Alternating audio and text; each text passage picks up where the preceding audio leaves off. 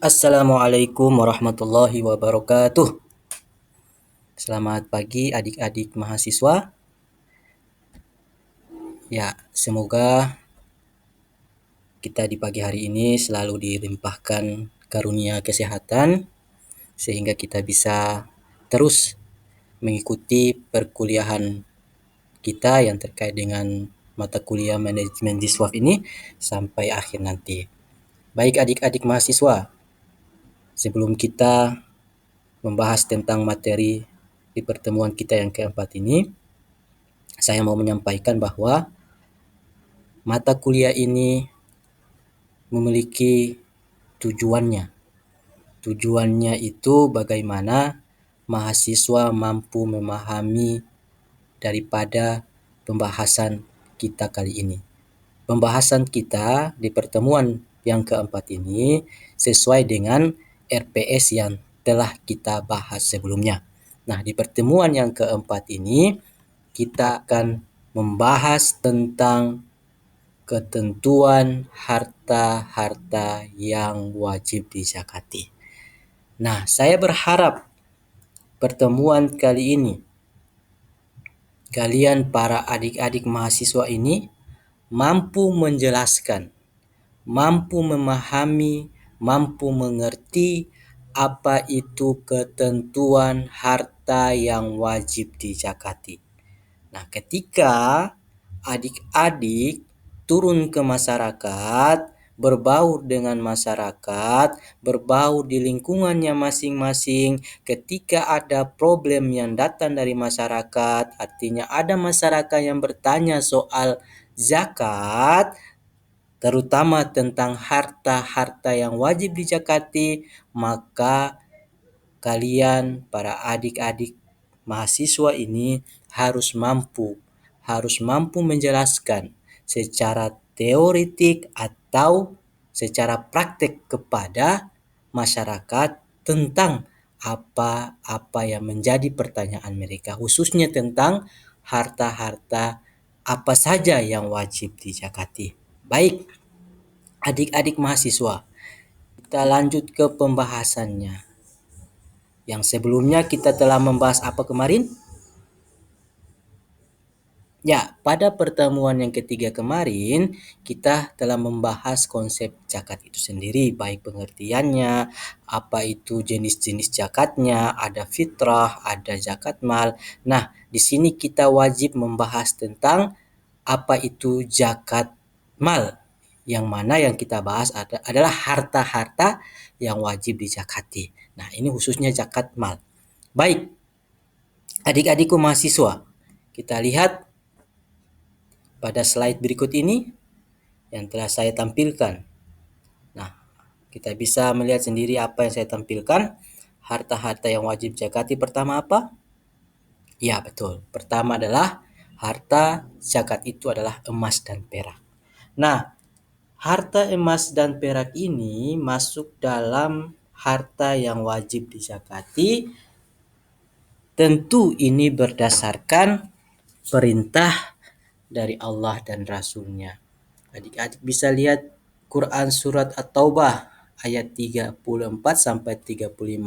Tolong bacakan, tolong salah satu dari adik mahasiswa membuka Al-Quran baik dari smartphone-nya, lihat pada Quran surat At-Taubah ayat 34 sampai 35. Tolong dibacakan.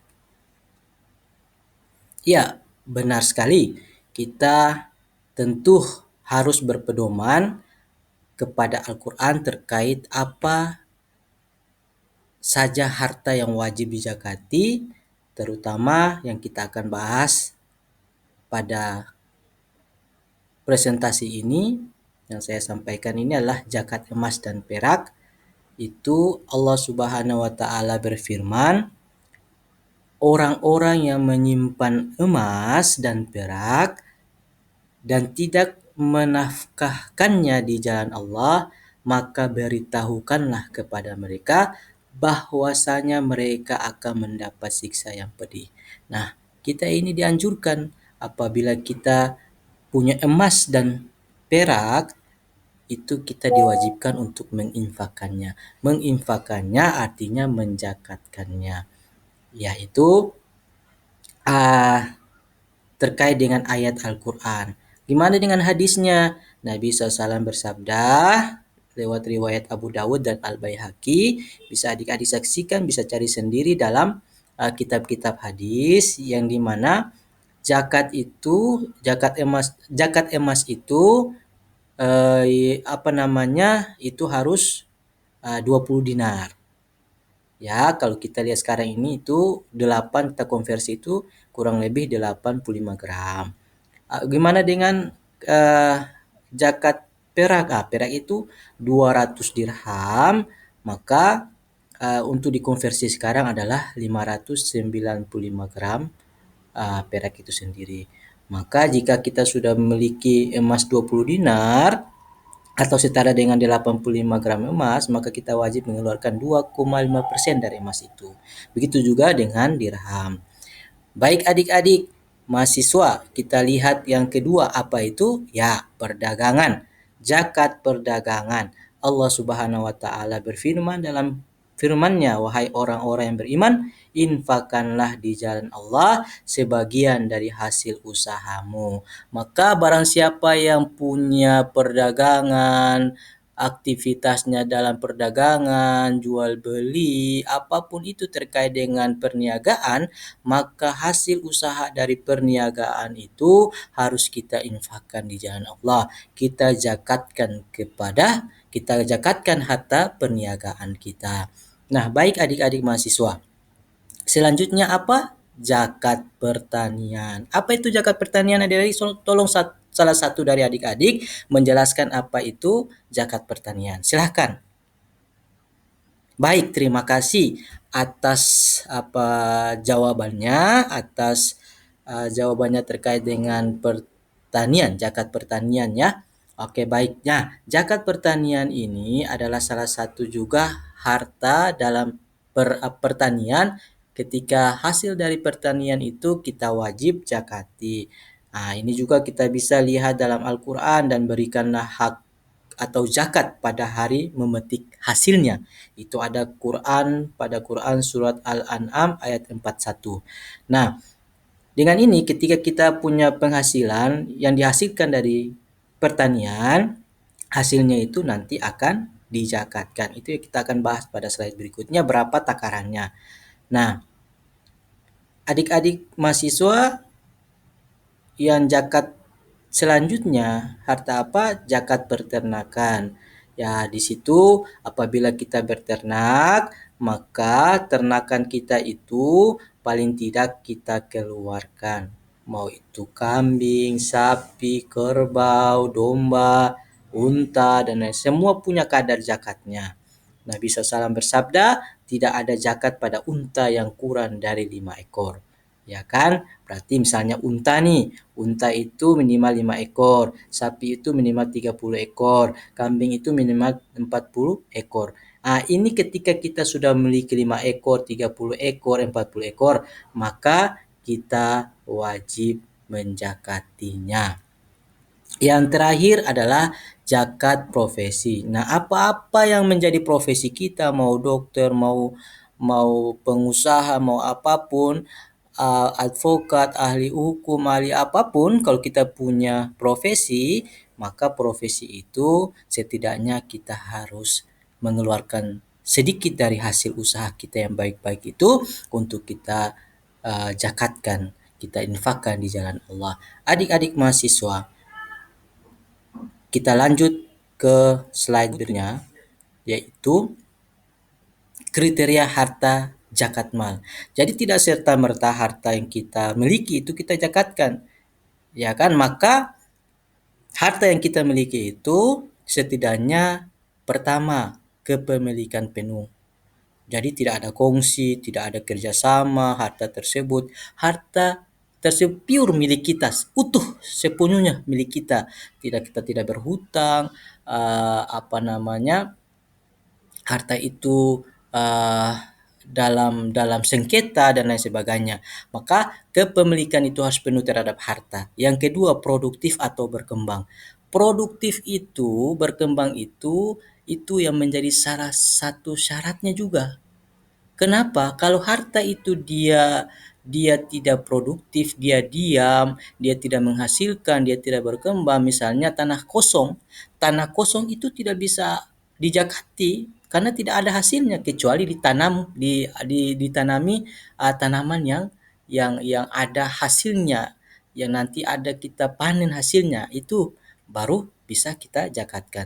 Selama tanah yang kosong yang tidak ada isinya itu tidak bisa dijakati. Makanya makanya salah satu syaratnya itu adalah berkembang hartanya atau produktif hartanya.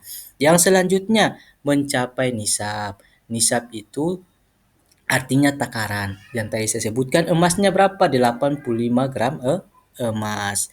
Nah, nanti kita jelaskan di slide berikutnya. Telah mencapai haul, telah mencapai terpendam selama setahun. Misalnya, zakat emasnya terpendam selama tersimpan selama setahun.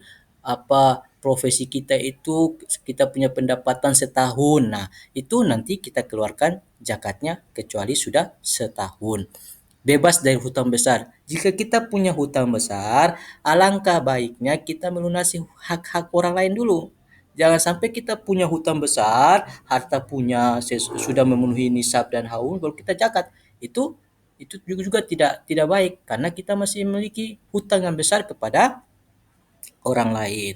Selanjutnya, nah ini perhitungan zakat eh, berbagai jenis zakat tadi. Pertama emas dan perak. Berapa nisabnya? 85 gram emas.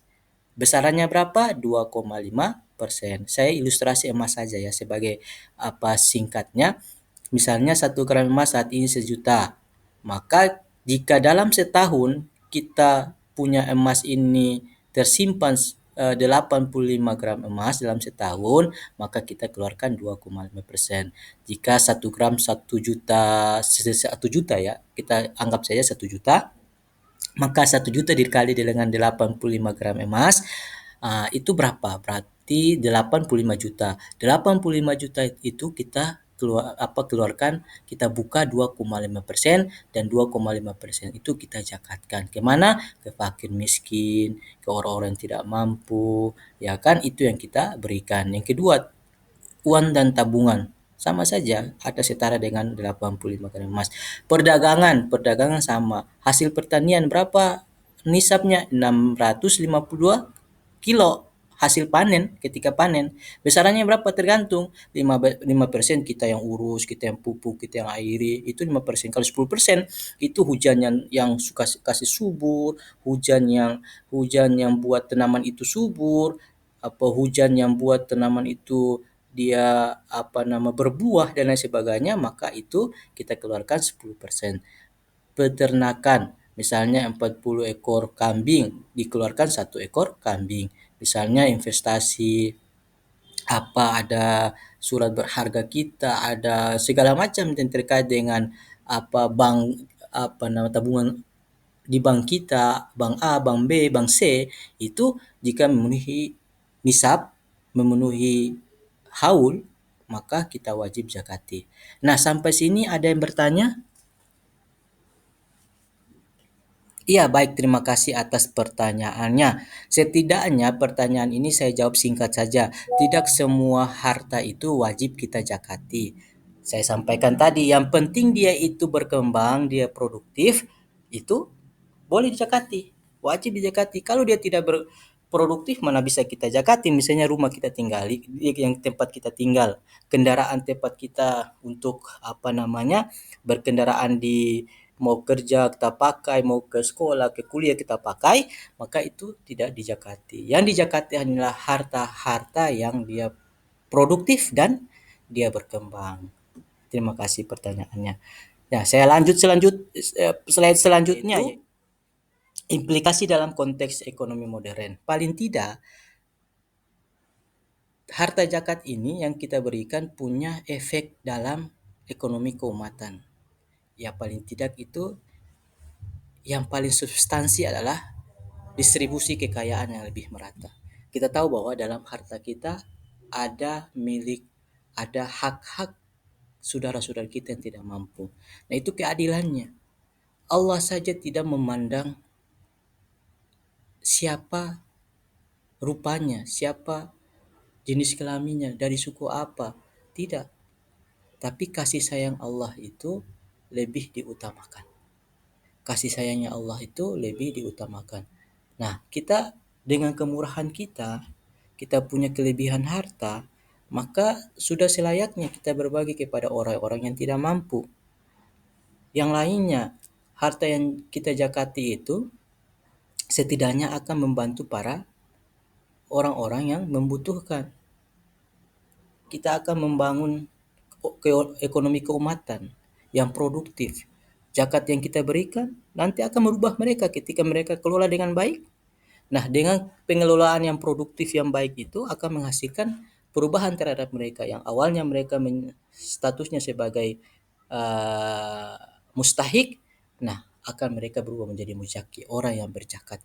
Nanti zakat itu akan dia terus-terus merubah orang dari yang awalnya dia sebagai mustahik akan menjadi muzaki, orang yang berhak menerima akan tetapi mereka berubah menjadi orang yang memberi zakatnya kembali. Artinya kita akan menutup dari ruang-ruang kemiskinan. Kemiskinan itu akan dia berlalu dan akan berubah dengan pemberdayaan ekonomi umat yang lebih baik.